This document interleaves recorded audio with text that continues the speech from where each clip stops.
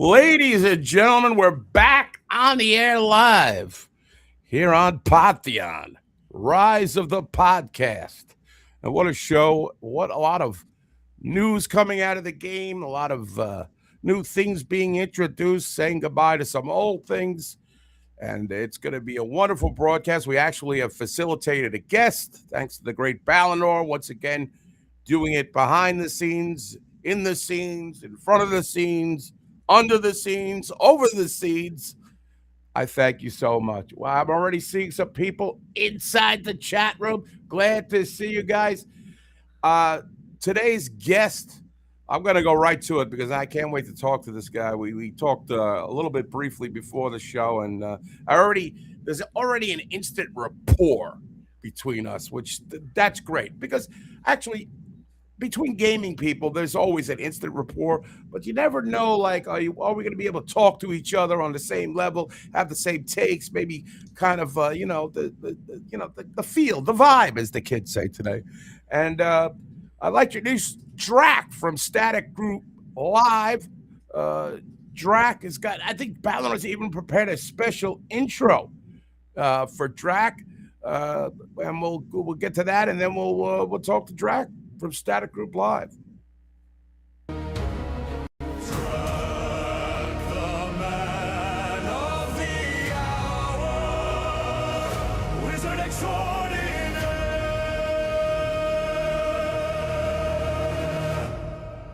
Wow, that is impressive. I gotta say, how come you never did anything like that for me, for Elwood, the Rogue? There he is, Drac. How are you, my friend? That intro was amazing. I may not even be able to go out back to my own podcast after that. I'm going to need that intro for everything I do now. So you are a wizard. Absolutely. Before Pantheon, I was a healer, but I decided that with Pantheon, I wanted to stream. And so I decided that if I was going to stream, I didn't have enough actual brain power to stream and make sure people stayed alive at the same time. So I switched to... I don't have enough brain power even without the streaming to be a rogue. So Rogue's got to push a lot of buttons. There's a lot of buttons. That's true. There's a lot of buttons. And but I appreciate you coming to the show and talking about some of these things that are happening in the Pantheon. My first thing is you have a deep connection with this game. Could you go over how you got involved with the game and how long you've been involved? So I've been involved for about 9 years or so. That's when I first, I first laid down a VIP pre-alpha pledge. That's and so it's been a long journey. And so I actually, once I joined the pre-alpha, I started looking around on, there was pre-alpha forums at that time that only the pre-alpha pledgers got access to. And so I noticed a guy, his name was Sacred, and he was forming a guild. And so I got hooked up with Sacred, and Sacred ended up actually joining the Pantheon development team later. And so that was a cool connection I got to do. But yeah, so then when I was in the guild with Sacred, I met a guy named Minus. And Minus hooked me up with, he's like, and I told him I wanted to do some streaming. I wanted to get into some content creating. He's like, hey man, I'm starting this thing. It's called Pantheon Plus. You should come do some stuff with me. And I was like, dude, let's do it. And so I kind of got in with him, and all that led to years of content creation. And I guess now here I am. I've watched the show, and I love the frank, and sometimes I like the expletive-laden banter. I got it. That's how I am. I like to talk plainly. I think people appreciate that. And I've watched your show. It's a great show, Static Group Live. Now, I know that it's also covering a little bit of Monsters and Memories as well. Mm-hmm. But we're here to talk about Pantheon, and we're on the eve of could be destruction, could be great things. We don't know. But what are your first thoughts on some of the changes? Maybe we can go through them. I guess the first thing I would like to talk about is what's going to be tomorrow is the release of the new double experience. Why do you, I'll start with that. Why do you think that they're introducing this double experience? What do you think is the net gain for them on this? I mean, I think the double experience personally is win win win. There's all wins, no losses here. You know, they've announced that they're going to wipe in the spring or in some kind of spring update. And so there's kind of a lull in the community, right? Like, why should I play my character if it's going to be wiped in the spring? That's immediately what I felt in my heart when I heard that announcement. But then they follow that up with the double experience. And then I'm like, okay, well, maybe I could play. And maybe because I'm not a we this time this season, the EA season, we haven't gone specifically as hard as we have in previous sessions. Right. I mean, you're getting worn out by now. I mean, this is certain amount of hours per day. Yeah, this is probably like for me time 4 or 5 where we've started, gone to a fairly high level, and then had a wipe. So we just haven't gone as hard. It's mostly just been streaming characters that we do on our Monday nights. So, but I thought, you know what? Maybe I could make it to 50 with the double XP. I might be able to hit max level, and I might be able to see, the Ash Breathers final boss, which I haven't seen yet. And we might be able to one group Agonok. Maybe there's some stuff that we haven't seen, super endgame stuff that I would want to see. And so that kind of is motivating me, I think, to play more, even though this character is going to get wiped. So I think that's a mentality that passes through the community as well. And they did talk about, but I don't think they listed in the patch notes also that they were going to up the drop rate. Right. Of some of the NPCs. On some of the, specifically the named NPC and the rare drops. And so it's super cool to get the epic loot. And if you have a much better chance to do that as well as hit max level, I think that's fun. Especially after you hit level 35 or 40, the grind in the trenches, it will wear on you. So with the double experience, you could alleviate a lot of that. And, yeah, I mean, we're doing about a bubble an hour for optimal experience. That's if everything is flowing, there's no deaths. I think that's about where we're at it. I think, and I'm 38 currently. And so that's about the best experience we can get. And that's pretty slow. It feels like it's dragging.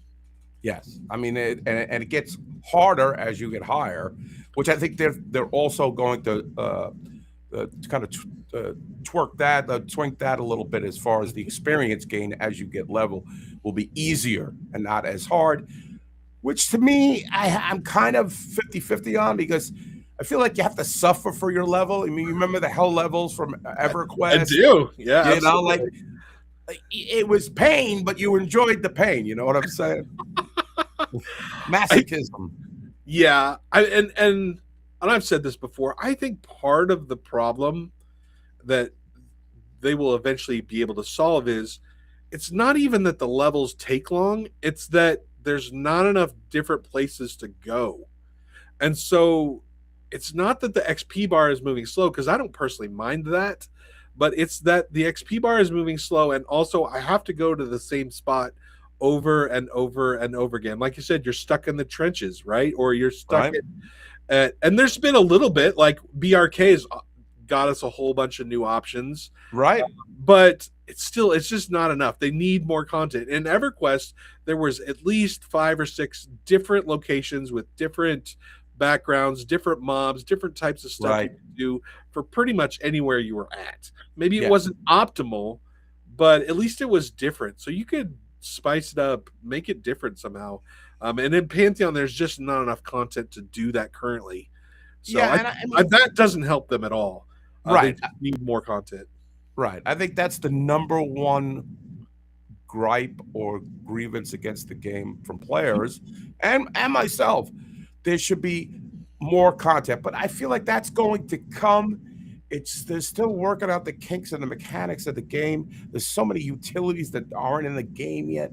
And I remember when I first started the game in last year, when it first came out, EA first came out, that you had to go to Wild Bloods from 42 to 50 and sit there and just talk about a hellish grind. Yeah. Now, I never got that high before I moved to another server, but it's getting there. You could still do the enclave. You could, it's a lot of risk if you got more higher risk, But yes, we would love more options, especially after the 35 range. Speaking of options, I wanted to talk to you a little bit what's going on in Halnir's Cave. There's a lot of controversy of they're going to newly implement a NPC summoner in there that's Yeah. going to summon your corpse, and they're also going to, I think, have like different bind points within the dungeon or something. I don't know how they're going to work that, and in order to get more people in there. And here's my take on that. I don't want that. That's my hot take, or whatever they call it nowadays. Yeah, your hot take. The reason that nobody is going there is they took all the good loot. They nerfed all the loot in Halnir's Cave. That's why nobody's going there. Go back, get the loot. It's worth, there's a lot of risk. There used to be, that was a bumping zone way back in last February that we had 2 camps in ghosts in the map room. Yep. So I don't know. How do you feel about this kind of like easy mode type of? And now you won't be able to get a res from that summoner. Once he summons your corpse, you lose the experience. Yep. You lose the experience. That's it. It's bupkis, and you're gonna have to pay for it. I don't know how much they're gonna charge, but still. What do you think? What's your take on the whole thing? Here's the problem. And I've personally dealt with this. Like, this is how I ended one of my many EverQuest runs, where I lost a body in the hole. Oh, Jesus Christ. And it was in the bottom. And everyone abandoned me. And everyone abandoned my body. And I had no way to get it back. And the time passed to where the body disappeared. Oh, so Lord. I lost all my stuff. And I was like, nope, this is it. I'm done with this round of EverQuest. Maybe I'll be back in a few years. And, I walked away from EverQuest for a while. And so I get it. I get, like, that's a account ending, MMO ending event if you can't get your body back in any way, fashion, or form. And so I get VR being like, we don't want this to be the end of people if they lose their body and they can't get it back. So I get that. I tend to lead with you that like me personally, now I have enough friends. I have enough people in my community. I have enough people in my friend zones that, like, I'm getting that body back. Like, it's happening. Right. I'm going to make my own summoner and park them in there. Or park them. Yeah, something is happening, but I'm getting it back. It's not going to be abandoned at this point in my life because I put way too much work in it. And I just don't have enough free time to start over. No. So it's happening, but I get their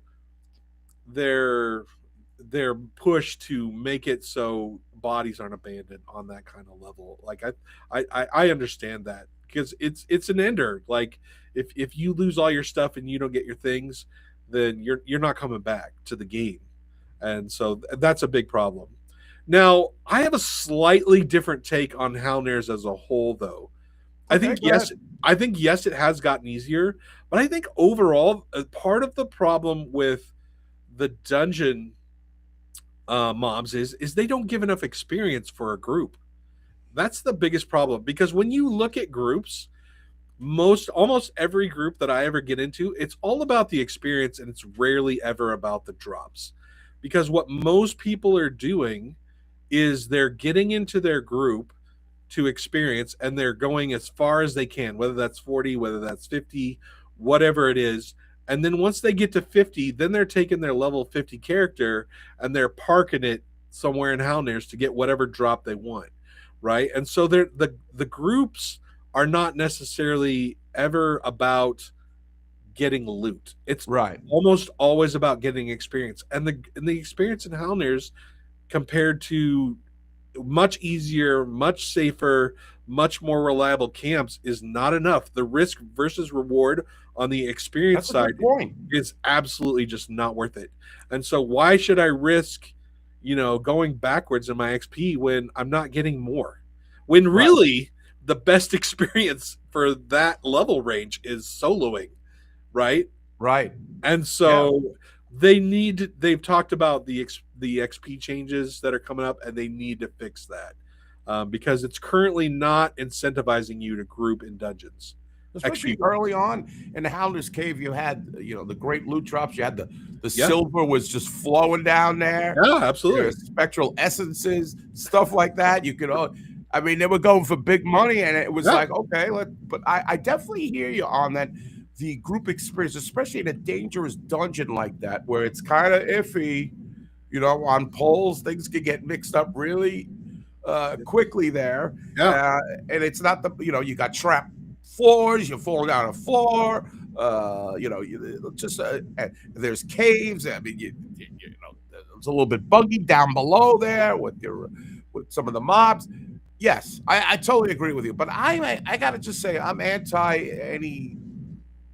I don't know, what do they call it? What's the Portals term? to safe zones?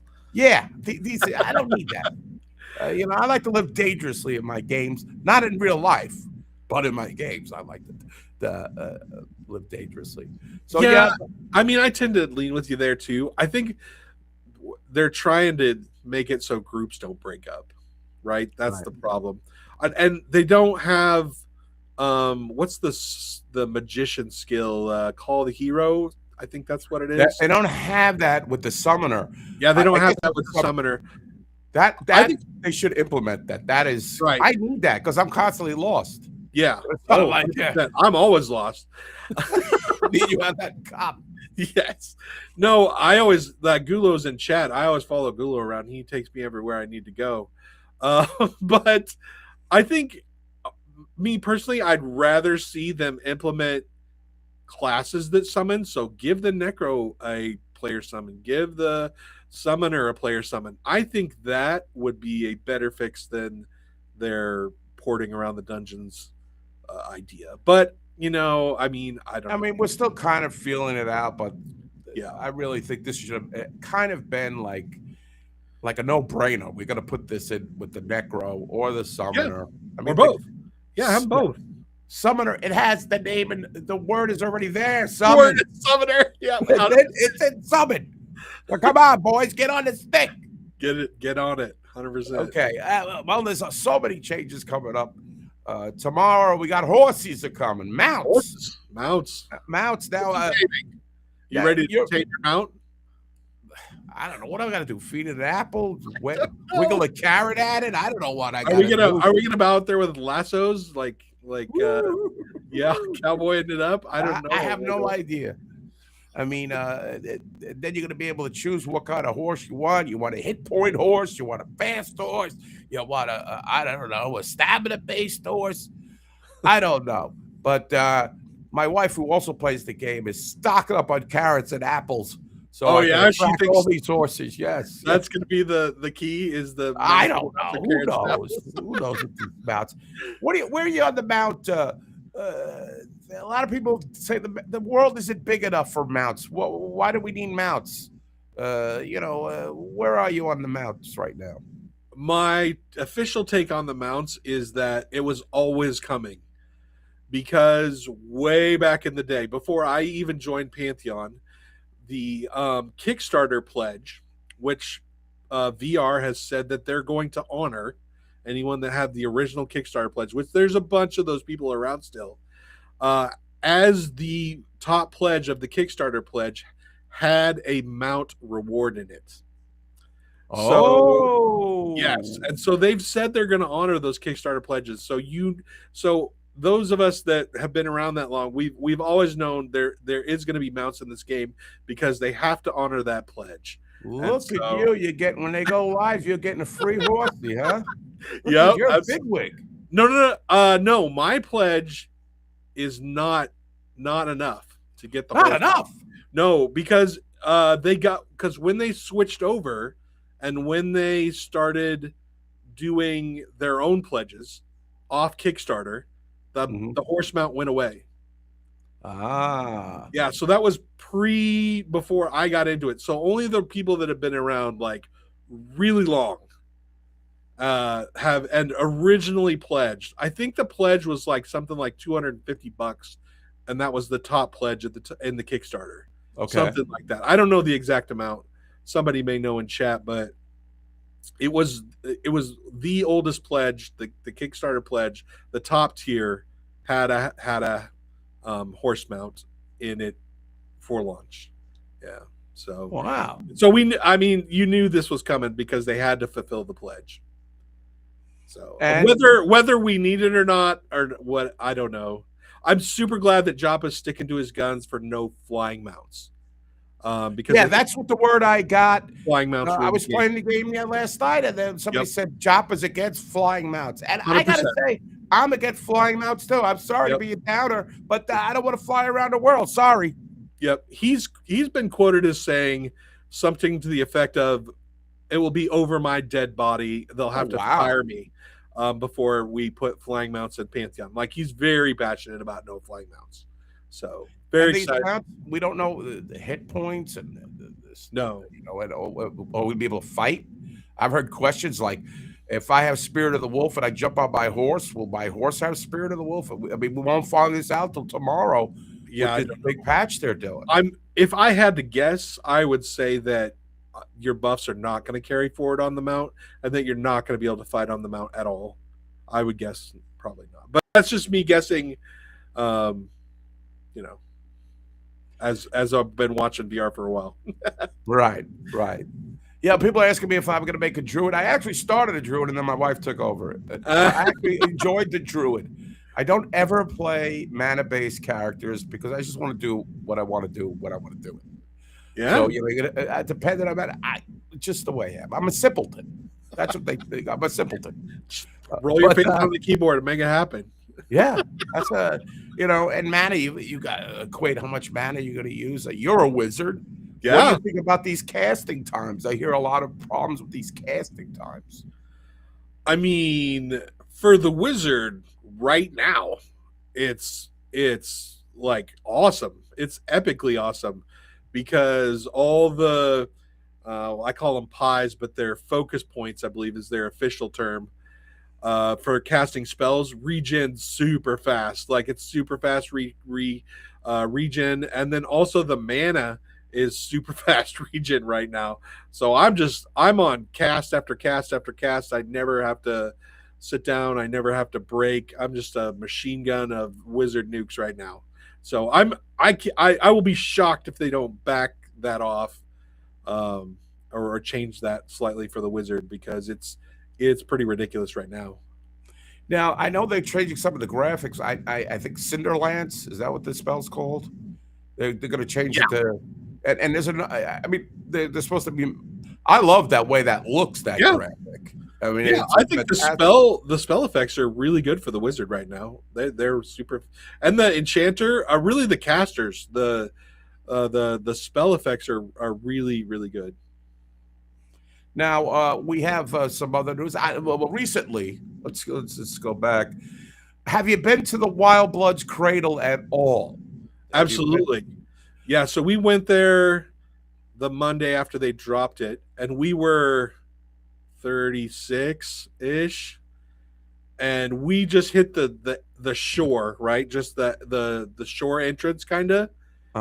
And man, we got a little bit of our butts kicked because it is super rough, and there's some spells. That earthquake spell, boy, man, if you didn't interrupt it, it rocks your world. Everybody flies back. Everybody flies back. Everybody's interrupted. Everybody's slow. Like, it's a rough spell. And so a couple of those, if you pull two and you don't get something mez, like, you're going down hard. And so, Fowler, you have any footage of that? I think we were in there. Yeah, 36 is a little bit dicey there. That's kind of what they told us after we were going for a couple hours. You know what it is, though? You're like, what the hell? It's something new. I want to see what it's all about. Absolutely. I'm getting zapped by a ball. The tower is shooting at me. I'm like, what the hell is going on here? But I liked it because it was fun and new, you know, and that's what it's all about. And I like the mobs. There's some very difficult mobs in there.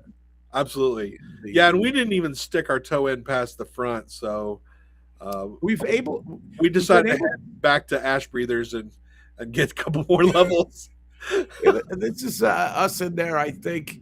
We got some of the Dizak Imperials, the Gildabin, who came over from Vale of Azarius, and we're really enjoying playing on Stormona with all you guys and all the rest of the guilds. Everybody's been super helpful there, and we're just glad to see other people playing the game. I was told Drac before the game, it was only 15 of us on the server on Belarus Arius. We had the whole place to ourselves. It was like playing an independent game, and we're so glad to see other people there. You see Elwood there, and he's my rogue, and you got Went. You got all this is just a really great zone. It's very electric, so to speak, in that zone. What have you gathered? Have you been back since? What's the vibe? I think like all new Pantheon zones that they tend to overtune things first and then they back it off. Right. So I think it's slightly overtuned, even for myself. I love just like crashing headlong first into content and just dying over and over. Like I don't mind that, but I still think it's I think just a skosh too hard. Like you basically have to play perfect, otherwise you're going down hard. And if your polar messes up a pull, like you're in serious trouble. Because if you get 3 or 4, like it's gonna be real bad for you. What is it? The Void Walkers? Those guys are super, and they hit their range. The range of their spells is like it's like a football field away. I'm getting hits. I'm like a rogue. I got 1,200 hit points. It's taking like 400 initially. I'm like, what? Yeah, it's just a little crazy here. So, but they are tuning it back. I think they are going to. Yeah, I think they are going to too. Joppa. So a couple weeks ago, Joppa came on our podcast and he said, "Yeah, it's too oppressive right now." And he said they're definitely tuning it back. That's a good word. Have you been underneath? This is us underneath the. No. They're really cool. Like I mean, I really dig in this dungeon. I feel like it's got a little sci-fi feel to it. I don't know why. Like these wild bloods are from another world or something. I don't know. It's got a very awesome look. Just a great look underneath. And a lot of great. And I have to say, they're coming with the graphics for the swords and the armor now, where they're starting to look really cool, which I think we all appreciate. We're sick and tired of brown. I am ready for any robe. Any color of robe, yes. We got the other day we got a robe drop in BRK, and it was just a gray brown robe, and I was like, oh, not again. I mean, I knew that's what it was going to be, but I was like maybe it might be something else. But the purples and the reds for BRK that are planned. I just can't wait to get to that stuff and just be able to wander around and be, have a colorful robe as a wizard. That's what every wizard wants, right? Right. I mean, and it gives you a personality to your character, and I hope they eventually go to a kind of thing where you could wear what you're wearing and then have armor underneath, that go to your stats, almost like a Fashion Quest type of thing, where you could customize the look. Because really, I'm more about the look than the stats. I'm vain. I'm like that. Vanity is in game in all MMOs. Yeah, exactly. Hey, I'm the kind of guy that will sit in like Demeth, and like if I got the newest item, I'll go out there and stand on that rock outside the bank, and just like people look at me and like, what is that he's got? Absolutely. Oh, it's at the Wave Crasher, or the what do they call it? The Mez Crasher. Yeah, I love the way that looks. I mean, that's a great thing. So they got we got a new zone that's coming out. This Body Dakara. Am I pronouncing that right? I don't know. I think that's right. I think you got it. Wow, that's amazing. I butchered it a lot of times, but I think that's correct. An underwater zone. This now, from what Joppa said, this graphic behind this content calendar is a sneak peek of the zone. I don't know what I'm watching here. It looks like a tree. Underwater trees. Underwater trees. So I'm excited about it. I mean, when is that supposed to? Is that another spring thing? They have pushed this back to the spring update. Yes. Okay. So it was scheduled on the previous calendar, or what is it? what do they call it? I forget what it's called. Roadmap. Yes, on the previous roadmap, it was scheduled for the end of the year, but they are not going to hit that deadline, and it's going to be pushed to the spring update. Absolutely, they've come out and said that, which is the bummer part of the spring update for me, right? Because I don't like it when they put out roadmaps and then they're like, nope, this has to get pushed. I get it. It's fine. I'm not, I'm not burning. I'm not with the pitchfork and the torches at the door. But it's a bummer because when you say that this is going to be out by the end of the year and then it doesn't happen, and this is content, right? This is the biggest thing they need in Pantheon Rise of the Fallen. Everybody's biggest gripe with the game is content. Not enough content. We need various places to level. And why are we waiting till spring? I think why we're waiting till spring is because it's not ready. I think that's the only reason why they would do this, because it's not ready. The swimming came out. The water looks really good. Yes. Better than I thought it was going to look. And the swimming animations and the swimming in the water look really good. So I'm excited, and I'm optimistic for this water zone.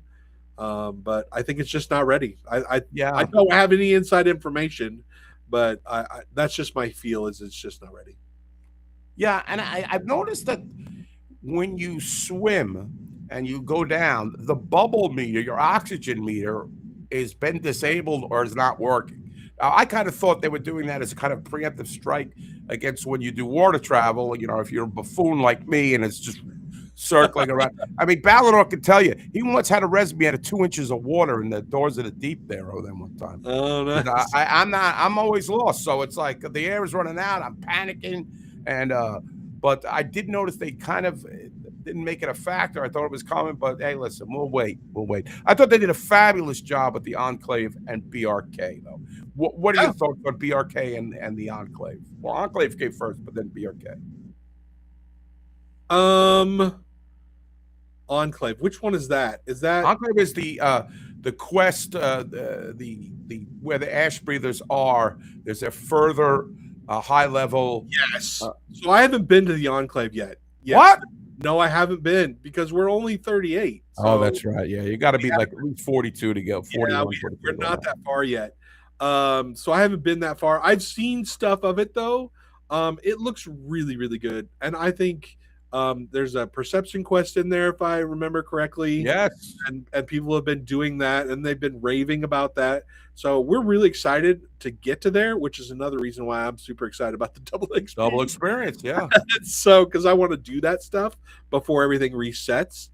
Does this guy actually have footage of me dying in 2 inches of water? Nice. I mean, this is way back. I'm also BRK. I think was a complete win for VR. As far as I've done, I think the zone was really fun. I think the lower, or the verticality of the zone is really cool and really well done. I think the mobs are really good. I just really liked it. It really had vibes of like Crushbone for me. Oh, really? Yeah, it does. And yeah, I think it's a really good zone, like Halonir-esque in the type of win that it is, because Halonir's was a really big deal for them, and I thought BRK was also a really big deal for them, and really has, I think, energized the community somewhat because of how well they pulled that off. Yeah, I like it because it's a zone that has personality, which I think when you alluded to Crushbone, that's what I got from it. Crushbone, when you had Divin in there and you had the Orc emissaries and everybody, the little camps within the dungeon or the area there. And I think that's how that's designed. You got several different mobs. You got golems, you got goblins. Then you go into the castle mode, which is super personality. If you could get high into that area, you got Chef Ramslay. I mean, we all know that's a play on words and all kinds of pirate jargon going on. And, they're tossing bacon grease at you and stuff. I mean, it's got a lot of personality, which I think we all have a great sense of humor to play these games. You're right. I think that's a great great analogy that it's got a crushed bone feel to it. And I think they really knocked it out of the park. I think a lot of people haven't figured a way. I'm not letting any secrets loose here, but a way to kind of get into that castle part and attack it, because a lot of people try to use the frontal assault method where they try to mama. It's just so chaotic because they're turning you into rats. They're mezzing you. People are flying all over the place. And if that rat fear thing is ridiculous, because if you turn into the rat, then you run into the other room and you've aggroed 4 more mobs. Like exactly. I mean, it's super difficult. And then they said that I saw that. I think we talked about before the show. We might have even touched on it in this episode about the boss spawn rates are going to be, well, at least with the Enclave boss, they've reduced it to 10 hours. But the drop rates are going to be dropping a lot better loot for the bosses in the name. I'm pretty glad, because I feel like they want people to kind of, feel what it is to get all this great loot. Yeah, and they've done that in the past, and it's worked out really well. Because like for the end of certain pre-alpha tests or the end of the season tests, they bumped up all that stuff, and everybody got to do everything, and it was super cool. I don't know if you've seen some of the past videos, but there's a spell that dropped off a griffin. It's called the 5 feathers. And it allows I don't remember that. No. So it allows you to float like Featherfall, like in D&D? Kinda. It's more like you're on a glider. Oh, okay. And they've talked about a glider system, and so I think this was like the precursor to their glider system. But before the last session closed down, they basically made it drop every time off the griffin, and so everybody was just jumping off cliffs, floating around, doing all kinds of crazy stuff. So it was super fun. That's amazing. And so I like the end of the session time, because the devs, if you're going to wipe everything, then you do crazy stuff. And so It's super fun. Have you ever gotten a taco from a GM? I have. I've also gotten... You have? Absolutely. And also I've gotten pepperoni pizza from Savannah. So really? Wow. Absolutely. Yep. I got the taco once. I never got the pizza. I love pizza. Yeah. Well, you got to butter up to Sav if you want the pepperoni. I got to get to know these GM. These developers. We had a young man on. I forget. Balor was the young man, the guy who's in charge of lore, or he helps out with the lore. Ronick. Ronick. We had Ronick on. Really nice guy. Mr. Hair. What? Mr. Hair. He's got nice hair. Yes, the community razzles him about his hair all the time. He came out with I don't know what the kids call it, a graphic novel, a comic book. Yeah, absolutely. Yeah, Jackrabbit. Check it out, man.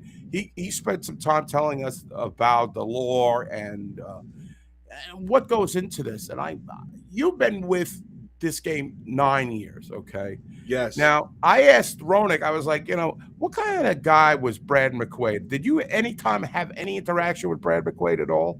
I did not. I wish I did. Because he's really the godfather of this all. He's the godfather of the whole thing. Yeah. So I never got to talk to Brad or deal with Brad or anything. My first interactions were after Chris Joppa Perkins had taken over. Mm-hmm. And so he was basically the guy when I started. Now Brad was still there. He was still alive at that point, but he just was in the background. How much did Brad bring to this game? Now he had a previous game, Vanguard, right? Yeah, Vanguard Saga of Heroes, absolutely. Which still has an emulator that we check in on from time to time. Oh, really? I was telling Drac before the show, there's a big gap in my gaming. Yeah. It's EverQuest, then this. Okay, I played a lot of independent game, self games on the computer, not like any MMOs. Yeah, absolutely. I played Rift for a bit. I thought that was okay. That's interesting. In the early days of Rift. Yeah. Well, if you want a trip, the Vanguard emulator, it's free. Mm-hmm. You just go download it. And I would recommend getting your posse, your static group, as it were, and get 4 or 5, 6 people go over there and just try it out. It's good for about 25 levels or so, and then it really falls off. Okay. But it's fun. It's fun for about 25 levels or so. All right, I will try that. There's some other games out there now. We got this Ashes of Creation. My wife is dabbling in it. And you've got Matches and Memories, which is going to be released in January. Do you think a lot of this new content and stuff is geared towards let's get eyes on our game as opposed to the other game, or is this just a natural thing as far as Pantheon's viewpoint? Now, they just got a big influx of money. Where did this money come from? Do we know? We have no idea. Are the Saudis involved? I would like to know. We don't know. We have a lot of personal pet theories over at Static Group Live. I want to, by the way, we're talking to Draft from Static Group Live.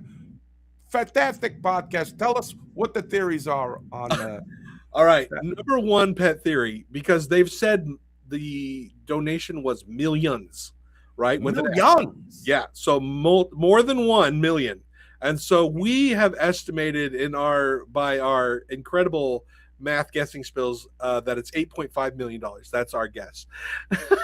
Now, again, I'm not of the gaming world, but doesn't that seem like a lot of fishnagels, as they say up in Canada? That's a lot of for a game that's still in early access, that's been around. That's a lot of money, right? That's a lot of money. Here's theory number 2. Again, no inside knowledge whatsoever. Just speculation. Speculation, total speculation. Theory number 2 is that this is a fan of the game. Wow. So somebody won the lottery, hit a power mega ball, Right. $250 million, whatever. And they're like, what? We're speculating the mafia might be involved. Or the mafia, whatever. Somebody is insanely rich somehow and is just like, I want Pantheon to win, so I'm just going to donate $8.5 million. And it's $8.5 million is nothing to me, so I don't care. And that's what I'm going to do.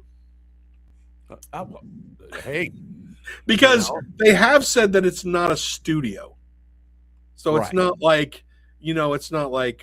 Daybreak or Blizzard or it's not or Amazon or Microsoft, because in the past studios have approached them and offered them money, but they've always said that the death knell of these games when big studios buy out a game, right? I mean, you lose your soul, right? And they've said, to work for the man, which we don't want to work for. You got to work for the cash up. That's what you got to work for. Right. And they have told, they've never clarified it, but I'm pretty sure that they were close to making some kind of deal with Microsoft. That was the hot rumor on the VIP forums at one time, that they were close to making a deal with Microsoft, but Microsoft wanted too much. They wanted cash ops. They wanted, I don't even know what it was, but they wanted more than what the devs were willing to give them. And so eventually they said no. Well, good for them. Good on them for holding out. Now maybe we'll all hit Powerball and we'll all could donate some money. Yeah. Hey, yeah. I would give it.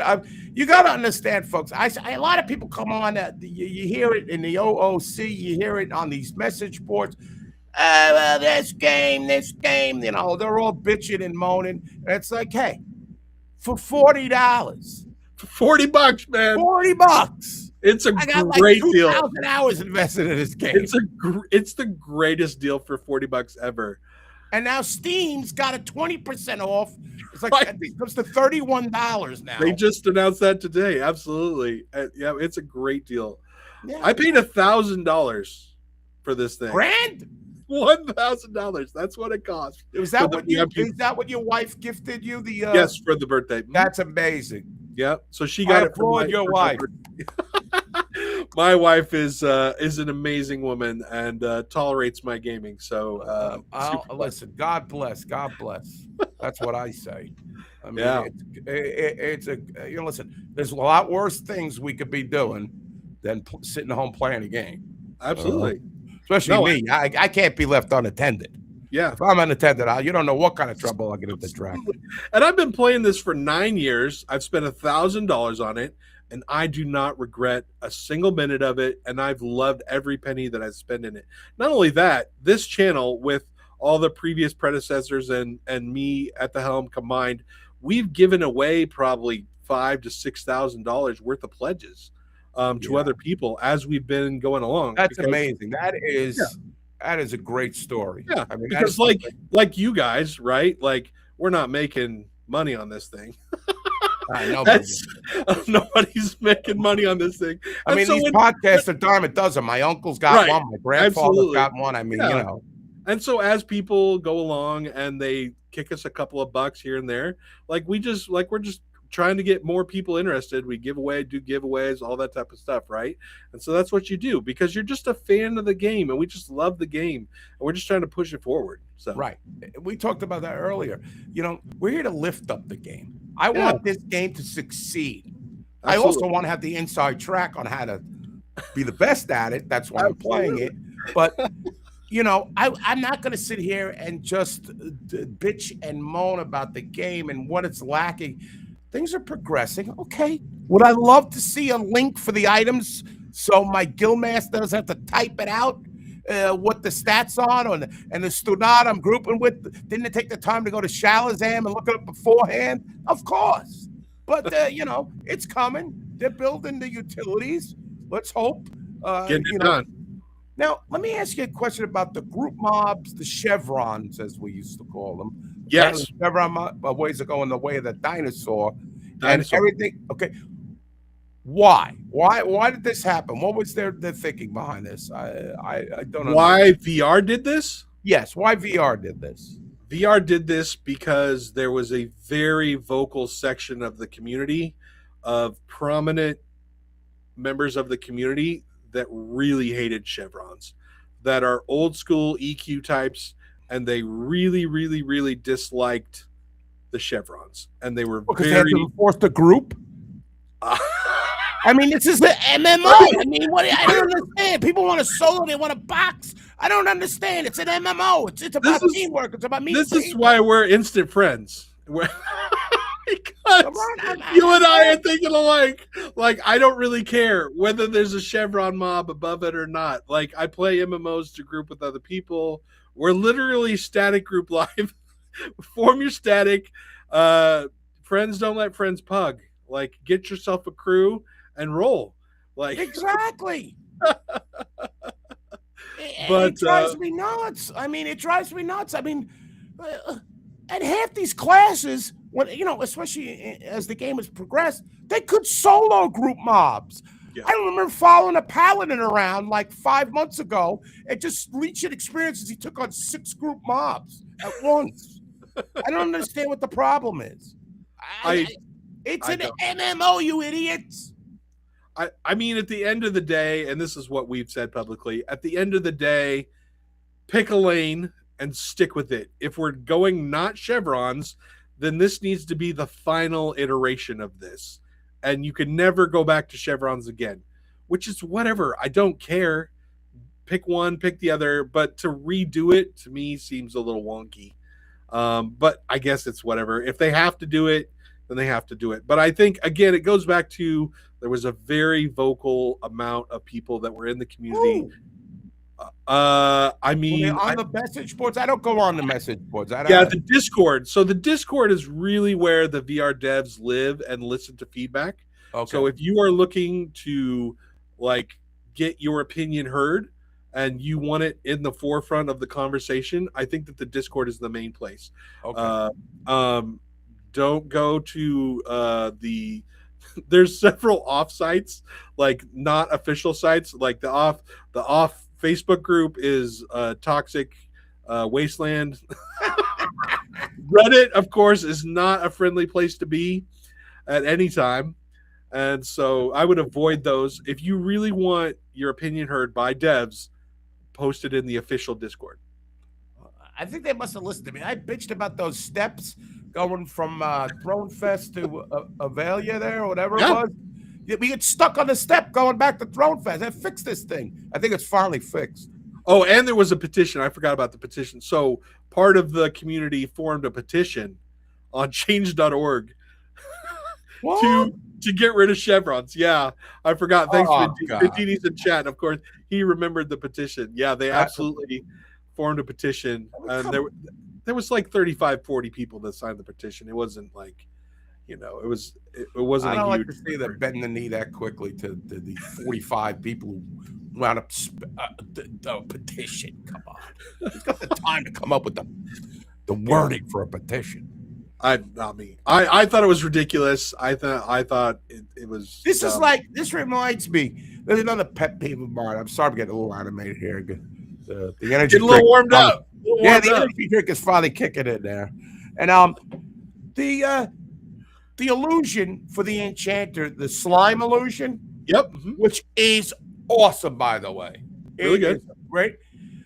It initially was a lot larger. But then some moron got on one of these things and said, it's too large, and they shrunk it a little bit. But what about the fun factor? I like fun. We all love fun. There's always some guy griping somewhere. Oh, but I'm glad you guys keep it positive, because that's, for all I'm animated now, but I'm very positive about this game. I love this game. I want to succeed. I think the passion is there. Now, we talked about the chevrons. And then now they have the first to engage rule. This is changed, right? What's different with this? Is changing, I believe. It's not that way right now, I don't think. Okay. So will it change tomorrow, or is it something in the spring? I didn't read all the material. I'm pretty sure it's a spring update, as I remember it. I'm not looking at it right now, but I'm pretty sure it's a spring update. Vindini will probably tell me I'm wrong here in a second, but I'm pretty sure it's a spring update. And I think they did this because, and you could tell me, but over the years, I think that EverQuest has kind of proven to us that first to engage is less toxic, not untoxic, but less toxic than most damage done. Yeah, Vindini confirmed spring for the first to engage. Thank you, Vindini. And so I think that they've been looking at that for a while, and they just that they just thought for this spring update, this is when we're going to throw it in. Maybe here's a question I have. Maybe you guys out there in the chat room, a very lively chat room. I want to thank you all for joining me and Drac here. Let me ask you this. Say I was first to engage. My group's first to engage. Mm-hmm. Let's say we wipe.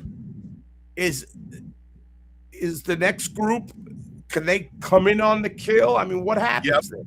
Yes. I mean, I'm not speaking as a dev, but no, I know. Just your past experience in gaming. It would then be free for you to engage. Absolutely. Right. Huh. Yep. Interesting. So they're also going to change the experience, right? Yes.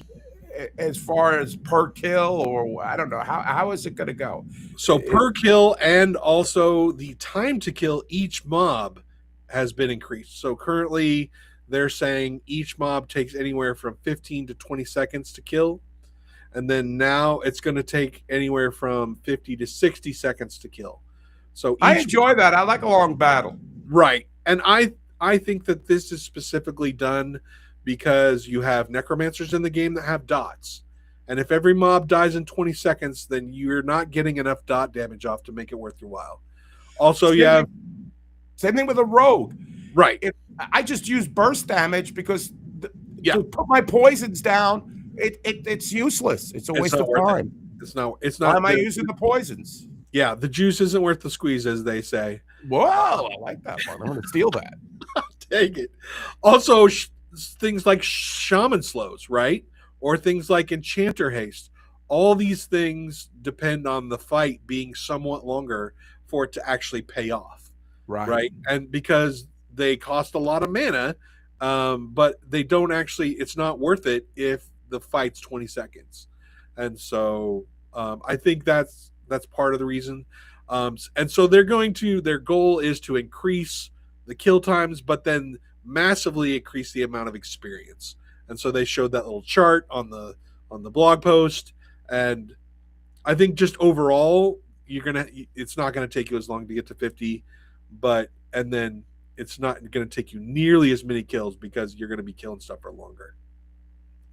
Right. And now they're going to incorporate, well, they switched constitution. Is not going to matter anymore, right? I think as far as a hit stat, Correct. right? Constitution and hit no longer tied Which together. made no sense in the first place. It made no sense. I mean, I played millions, well, I'd say millions, hundreds of games, D&D based type games. And when is Constitution ever anything about hit? Never. It's Never. only Pantheon Never. in this short season has it ever been that way. And so I don't know why. I don't even know that was on purpose. That's how crazy it is. It may have just been a bug. But stats in general have just been all over the place forever. 9 years ago, they were a mess, and they're still a mess today. They've never dialed them in. They've never made it good. The charisma for the enchanter means nothing. It means nothing. Zero.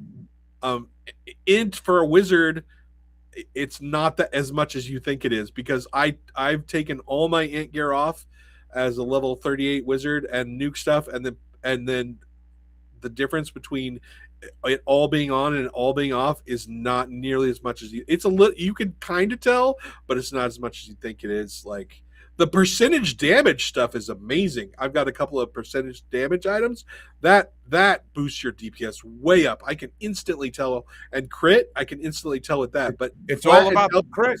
Yeah, flat intelligence. It's not that great, and so they put that in their one of the blogs that they released this last week. They've really got to dial in the stats and the skills. It's just got to make sense. That's all. A lot of work still for that, and they've never had it dialed in. Not since the 9 years that I've been following it. And they're going to do with some of the other classes as far as being able to dodge, and resistances are going to really be amped up. I think that's a good thing. I love that. I think that's a really good thing for them to pursue. And there's a lot of good things coming with this game, and people just got to be patient. They're going to come out with stuff, and they're going to get it wrong. It's just the way it is. You've been around 9 years. You know the drill. There's been a lot of right and a lot of wrong as we've been along. You just gotta hang on for the ride and just be like, we don't know. I'm famously or infamously famous for hosting what was it? It was 2021, I think. It was either 2020 or 2021. We had a VR came out and they said, "Hey, we think next year's going to be alpha." and so I was like, okay, what we're going to do is we're going to hold this competition, and everyone's going to pick a square like you do in like sports betting, like right. And whoever a box, everybody picks one date, and nobody else can pick the same date as you. And then whoever gets the date that Pantheon launches into alpha, I'm going to give a $500 pledge away to. And and so we had hundreds of people that entered the square contest. It was like VIPs, tons of people in the community, tons of people that wanted into Pantheon, tons and tons of people, and that whole year went, and most of the people in that box pool are dead, by the way, but not long. No, I don't think they're dead, but it was some of them might be. Yeah, so the Pantheon squares, but the lesson you get from that is you can't overhype yourself about what. Now, Vendini's talking about the pre-alpha shaman. What's that all about? Bring back the pre-alpha. Well, the pre-alpha shaman was basically God. They could do everything all at one time.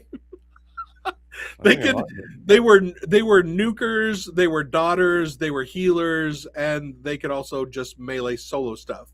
So I mean, basically they were the ultimate class, because the shaman was the first really completed class of Pantheon. The shaman and kind of the Dire Lord were the first two classes that were really all the way kitted out. And so of course, when you're the first, then you're always overtuned. So it was really powerful. A lot of times you'd have pre-alpha groups that were like a tank and like 4 shaman and something else. So 4 shaman and a tank. Yeah, because first of all, there was only 4 classes at the beginning of some of the pre-alpha stuff. So there was that. What are you guys hearing on Static Group Live? We're here with Track from Static Group Live. Some of his compatriots are in the chat room with us. We love you guys. What's going on with the Bard? Is the Bard? Everybody wants to be a Bard. I don't think I can't wait for the Bard to come out. I don't want to be a Bard. I'm, I think, the only person who doesn't want to be a Bard. No, I have zero interest in Bard. Is there any talk, scuttlebutt stuff going on? No, there's no talk. Sorry, Bards. You're in trouble. I think the goal is to have it in before 1.0, but I don't think that's for certain. I don't think that's guaranteed. Maybe is all you can say. I would not put my warrior flag in the ground and say I'm going to be a Bard in Pantheon at release. I wouldn't do that. I'd have a backup class. Right. I just think the warrior. I feel like the warrior is it's not fun. Like it needs some. It needs a little. It needs something. It needs some oomph. Yeah, it does. I think it's unique. I think the idea of the warrior and the flags and putting the stuff down, I think that's a really good idea. They just have to flesh it out more. So when they released the warrior, I don't even remember when this was. Was this pre? No, it had to have been pre-EA. It was like when we were doing seasons, I think, when they released the warrior. Anyway, whenever they released it, it might have been pre-seasons. I get it all a little. Yeah, I'm sure it all comes a blur together. For a while. Anyway, when they released the warrior, they asked the community. They're like, "Hey, we got the warrior. We got a few skills in. Would you like us to just release the warrior, or would you like us to flush it out all the way and then release it?" And of course, the community every time says, "Release it now. We want it now." Right. And they did, right? And so, when they released it, they only had skills up to level 10. And it was like that for a long time. Like only recently, maybe just right before EA, did they even have skills above level 10.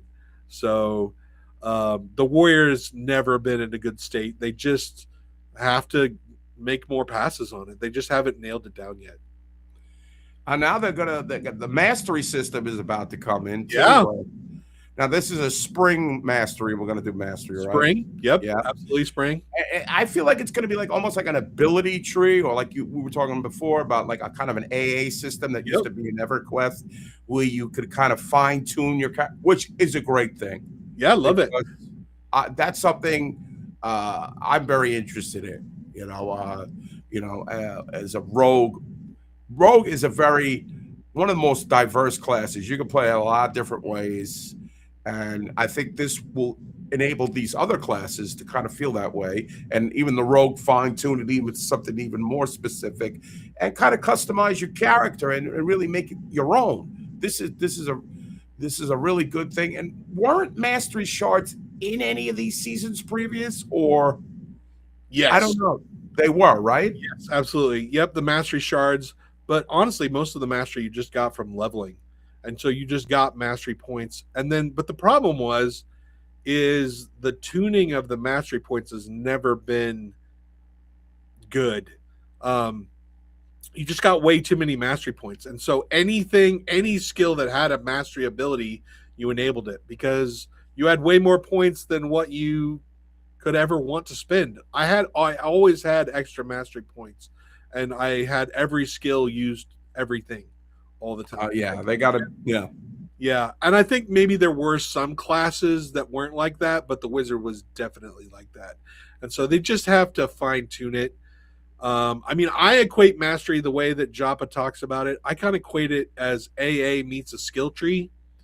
Right. Yes. And if they like had a baby, that's what mastery would be.